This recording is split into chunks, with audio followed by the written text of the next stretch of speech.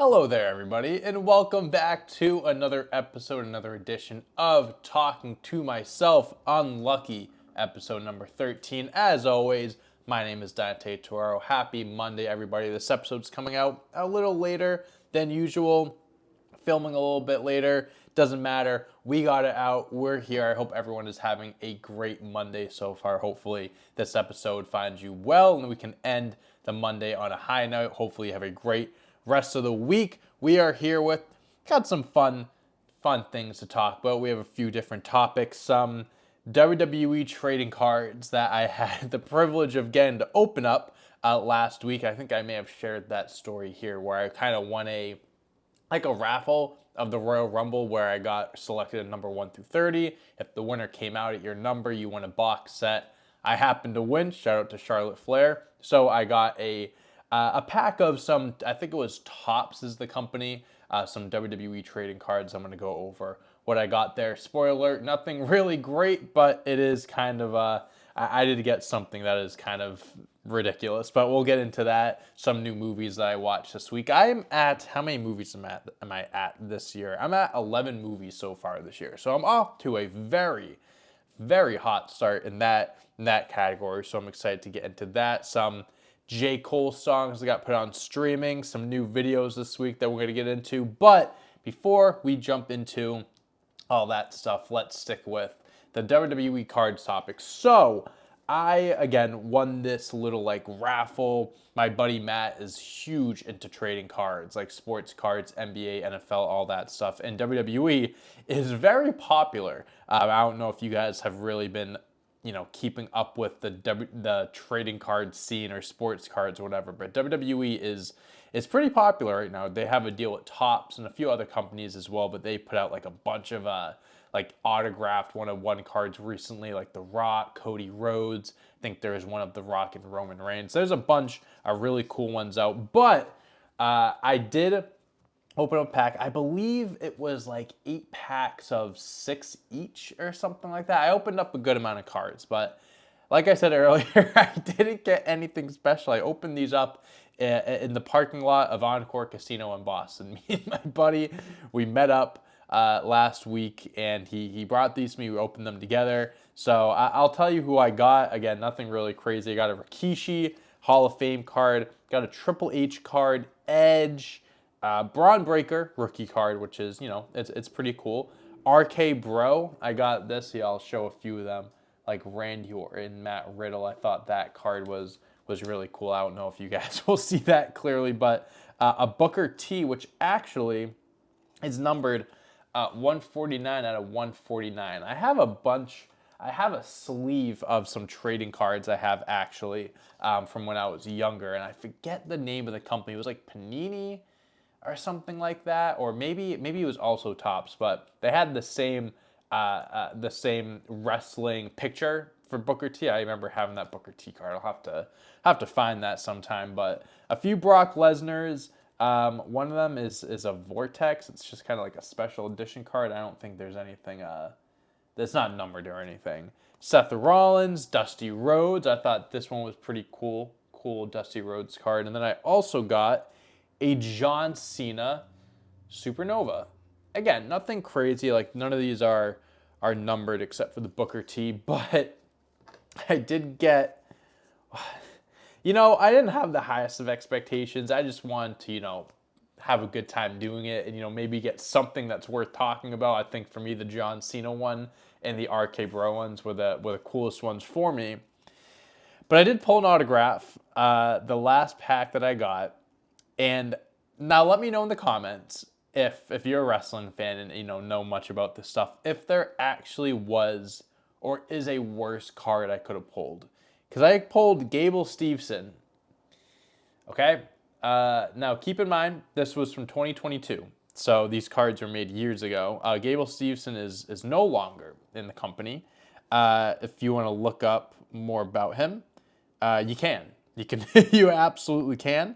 I'm not going to get into it here, but Gable Steveson is not a great person, and that's who I pulled. Out of all the people that I possibly could have pulled, I pulled the card of someone who I probably couldn't even sell it if I tried to. So that's just how my luck is usually with stuff like that. But luckily, my friend who his buddy who had the raffle and stuff threw in some photo cards. So it's these WWF live photo cards. I got 2 of them. So some of them they're just like basic pictures, like Sergeant Slaughter.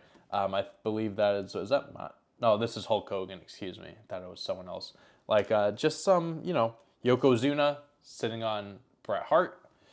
Just a bunch of really cool ones, throwback ones, but I think the ones that stood out the most to me were this Dusty Rhodes. I'm also very sorry if you were an audio-only listener. First of all, I appreciate you being an audio-only listener, Shawn Michaels, right there. And if you aren't an audio-only listener, please make sure to like this video, subscribe if you're here on YouTube. A little Shawn Michaels, Stone Cold, and then probably my favorite is Owen Hart with the sharpshooter on Bret WrestleMania 10.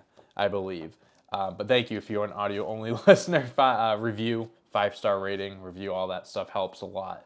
But if you are wondering what I'm talking about, check this out on YouTube so you can see all the cards and pictures I was just talking about. But let me know in the comments, how invested into this you are and also what kind of cards that you have, because it's very interesting to me. It's a world that I'm not too sure I want to it's a lot. There's a lot that goes on there to dabble in and stuff, and it can be kind of, not confusing, but it can be very overwhelming.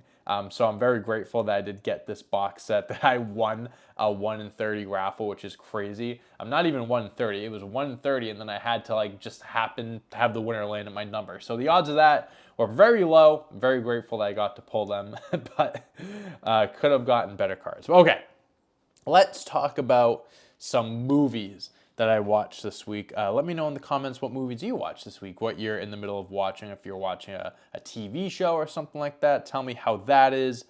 We have 3 movies this week that I want to talk about. One of them is another John Cena movie called Jackpot, and this came out last year on Amazon.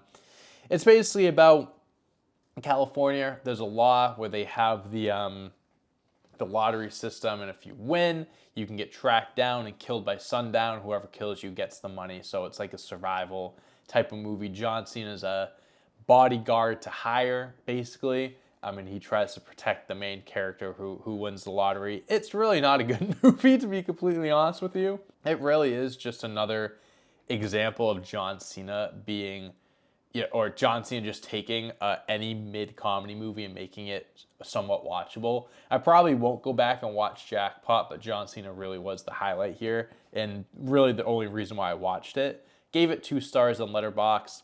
Hate to give it a 2-star rating. Hate to give it something that low, but that's just the truth. And speaking of 2-star ratings, the next movie I watched, me and Taylor watched this, Jurassic Park 2, The Lost World, or The Lost World Jurassic Park. Listen, I watched the first Jurassic Park for the first time last week, and a lot of people were, first of all, asking me why it took so long, how I hadn't seen it. I hear you. I feel you. Don't know why it took me so long. But then there are also people that were telling me, well, that's the peak. You're not going to see a Jurassic Park better than that. That's as good as it's going to get. And you know what? That makes sense. You start off so strong that every movie after that's going to be as good. But how bad could it be? Whew.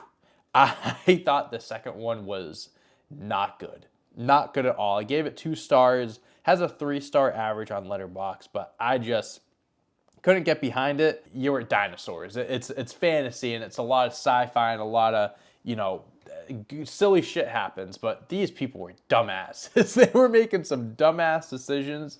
They made some dumbass ones in the first one. Granted, it's your first time dealing with dinosaurs, so you got to start somewhere.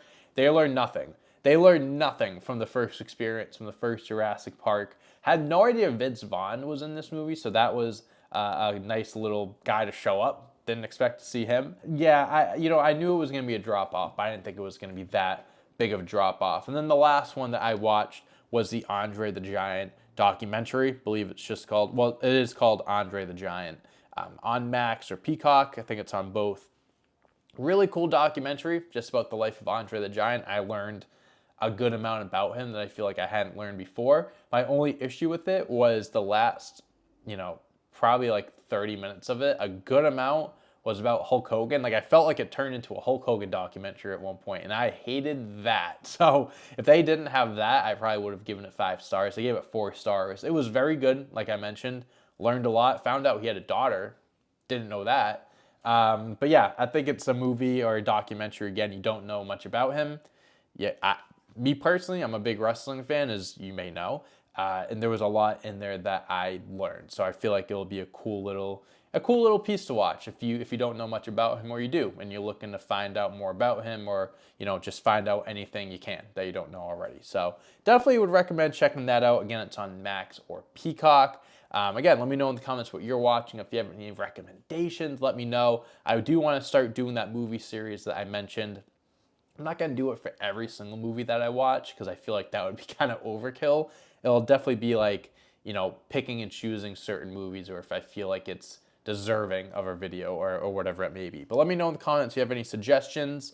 Actually, one thing I did want to talk about that I'm probably going to make this the thumbnail, and this is probably going to be the title of the video, or maybe not, I don't know. Anyways, we'll see about that. Love Island, okay? Love Island All-Stars. The finale was technically last Monday, but in the U.S. it was last Wednesday. It's a few days off, whatever, because the time difference, location difference, whatever.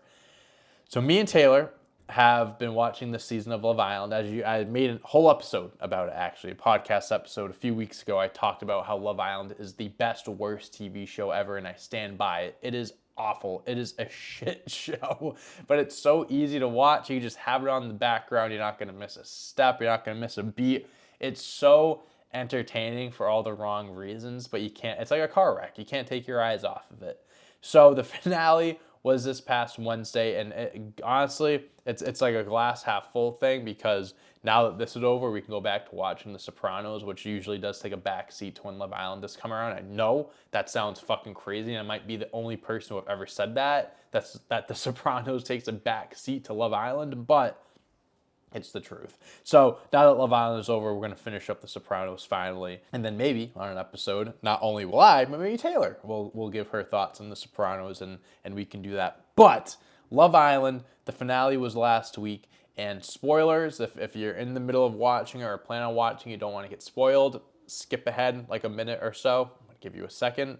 I don't know who's going to be doing that, but just in case, I don't want to be a dick.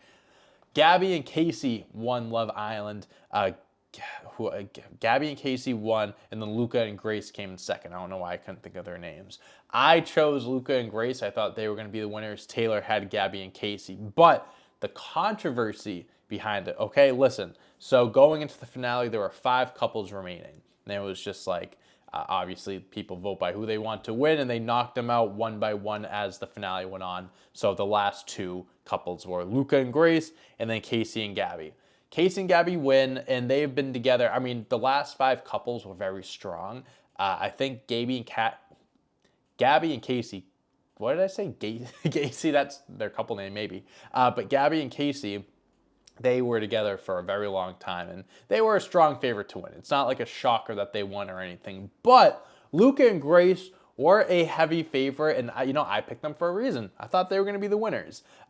They had a very strong showing, but the episode before the finale, they brought on like all the old Islanders that got voted off or kicked off, whatever it may be, and they had them vote. Basically, they voted off a couple, basically saying who shouldn't be in the finale, whatever, and they came and gave their 2 cents.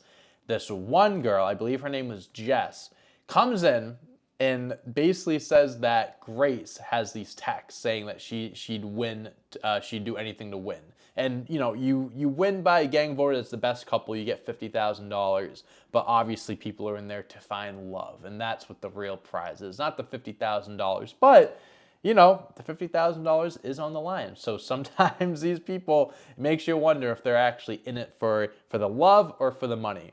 Apparently, there were texts where Grace said that she basically was in it to win. She would do anything, didn't matter, whatever. She hard denied it and said, nope, I didn't send those messages to anyone. Those are fake. It was a back and forth, whatever. Grace and Luca end up losing. So comes out after the finale, this guy Mitch basically photoshops them, fakes the messages, basically throwing Grace under the bus, saying all these things that were a lie, because he's best friends with Casey, who won the show.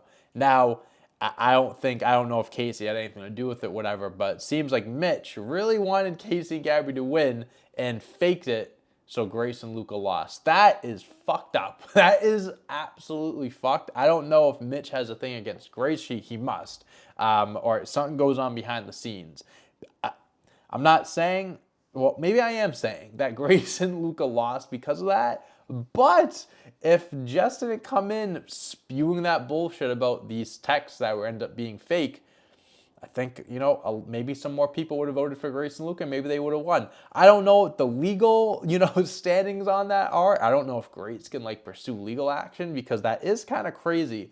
But if you are a Love Island fan and keeping up with this stuff, let me know what you think about it. That shit's absolutely crazy. Because I really did think when they brought up the messages at first that the producers wanted to plant that. So it gave people a reason to not vote for Luca and Grace. Because I really thought they were runaway favorites. So in the moment, I'm like, oh, maybe they threw that story in there so they can, swerve people, sway the votes, whatever. Well, the producers didn't even have to do that. Just they let an old Islander go ahead and take the reins there. So absolutely nuts. Love Island, man, nothing like it. Absolutely nothing like it. It is a shit show, but it is so entertaining and fun to watch. But yeah, I wish I did start off with that because it was something I wanted to get into, but I'm glad I remembered it before we got to the very end. All right, where are we at? 18 minutes. This is gonna be a shorter episode. Admittedly, I don't have any questions or comments this week. Not many in the replies of last week's video, but I also mentioned I was gonna put it in a comment of the community. Forgot to do that. My bad. I'll make sure to do that next week. But the last few things we have here: J. Cole put 2 new songs on streaming. Port Antonio and Clouds. Port Antonio, I believe, came out a few months ago. He put them out on YouTube or, just online or on his blog even. Clouds came out on his blog on YouTube the other day, and he decided to put them on streaming. Nothing really, crazy there. I'm just obviously a J. Cole fan, so it's something I wanted to talk about. But if you haven't heard those songs yet, I highly recommend listening to them because it is just someone like J. Cole. Listen, I know, he's my guy, and I might be a little bit biased, but aging like fine wine is an understatement when it comes to him. He is one of the best rappers, if not the best rapper today at base 40 years old. I think he's right around 40 years old. Just improving and improving and improving with age. It is really crazy for him to keep dropping these songs and continuing to blow us away. It really is insane, and it makes me happy for his next album, but I'm also very nervous at the same time because he keeps hyping up The Fall Off as his last album. I hope he drops a few more projects in between then, but all I know is that when he does drop The Fall Off, it is gonna be unbelievable, something special. Another album that did come out, Some Sexy Songs for You by Drake and Party Next Door. Admittedly, I'm not the biggest Party Next Door fan. Drake, I do like Drake. I don't let any beef get in the way of my thoughts on these artists and what I think of their music. I do like Drake. The album's fine. If I was Drake, would I put out something a little better, maybe a little harder or a little different than an album called Some Sexy Songs for You or Some Sexy Songs for You? I think I would have put out something a little different, especially with all, the halftime performance and the Grammys and everything. But hey, to each their own. I thought it was a fine album. I don't think there was anything to write home about. It was definitely fine. Do think he did drop the worst song of his career, though. It's like, it's called Madre or Padre or something like that. Hold on. I do not have it saved because it is just an awful song. It is called, let me go to the album, Meet Your Padre. So if you haven't listened to the album yet and plan on going and listen to it, just skip over that one. No need to listen to it unless you do want to, listen to what probably is the worst Drake song you'll ever hear. Just putting that out there, giving you a fair warning. But the album itself was fine. Nothing crazy. And then, this isn't really a topic, but just really to end the show, kind of letting you guys know, the video with Taylor from a few weeks ago, oh my God, the reception on it was unbelievable. I did plan on putting out more videos with her, but that kind of cemented the fact that we will definitely make it a somewhat consistent series. It is something I plan on doing bi-weekly with her, so every 2 weeks we'll put out a new video. We're gonna have one come out this upcoming Wednesday, so 2 days from now. We usually would do it on Sundays. We had things going on, so we're a little bit busy. We'll have one this week. Also put out a new Wrestling Jeopardy video that is hosted by Kevin Callis. I want to give a shout out to him and Wrestle Trivia on YouTube.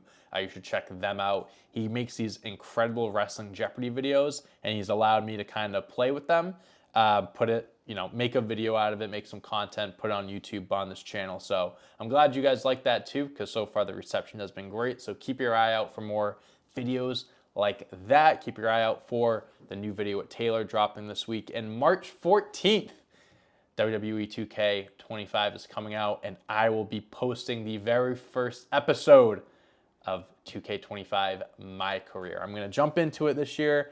The thing is I've always wanted to do it. It was an idea that I had a while ago starting this channel, and I thought it was something that I was going to do anyways. But I wanted to ask you guys here on the podcast, here in the community, if that's something you'd want to see.